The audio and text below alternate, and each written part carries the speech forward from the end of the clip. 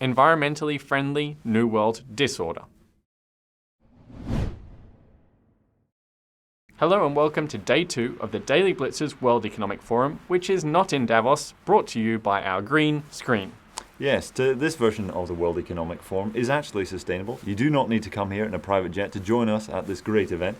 But in today's video, we'll be discussing some of the New World disorder that has been brought about actually by environmental regulation. That's right, so yesterday we focused on how that environmental regulation is affecting asset prices and investment markets. But today we wanted to look into what's happening in politics and the social media uprisings that we've seen in the last few years. Which in turn can alter investment markets and investment prices. So what we've seen over the last few years is a series of protests breaking out all across the world even, and we believe those are related to environmental regulations and the cost of energy.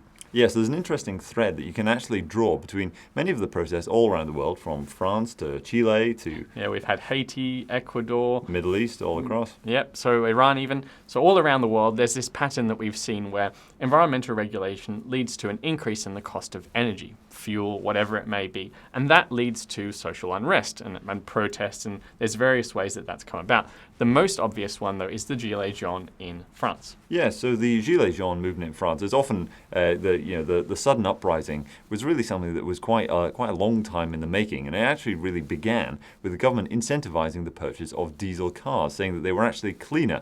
And of course that all fell apart when the Volkswagen scandal occurred. But with that in context, what actually happened next?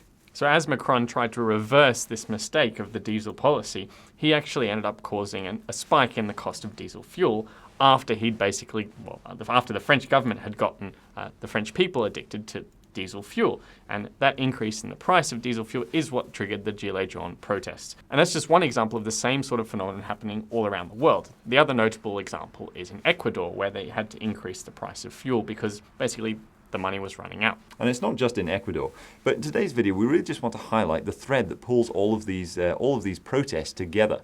So ever since the financial crisis, we've seen economic growth in developed markets in the developed world really kind of stagnate, whereas in the emerging markets things have been a lot more volatile. And during this period you've seen the rich get richer as a result of central bank policies, while the everyman, the man on the street, has simply had to deal with this stagnating economic situation. And these regulations, which hike up fuel prices in order to protect the environment, have really seem to have functioned as the last straw.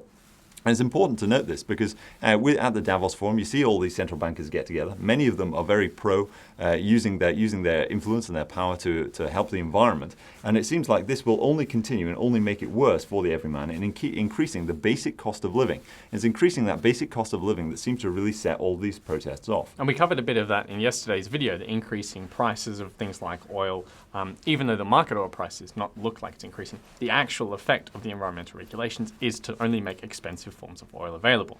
And also to make automobiles more expensive. So right now, while the increase in cost in platinum group metals has not yet really affected the cost of a car yet, if they continue to melt up as they already have, then you will see higher car prices in the end. And agriculture is another example of this. We've had farmers protesting in France and Germany over the last few days about the Green New Deal that's sweeping Europe and about what it's going to do to their cost of farming. So food is also on the up as well. So at Davos, what you're seeing is that the same people who created the economic malaise with low interest rates and asset purchases from central banks also pushing environmental regulation. So Christine Lagarde, for example, is another person who thinks that the central bank's powers should be used to help the environment and to purchase green bonds and all manner of other things. But we should really pay attention to the fact that if the everyman effectively gets squeezed by the elite ever more and more through these Davos meetings, we should add, that really you're just going to see more and more of this unrest. But we should stress that the more the everyman is squeezed by the elites at Davos forums like this one,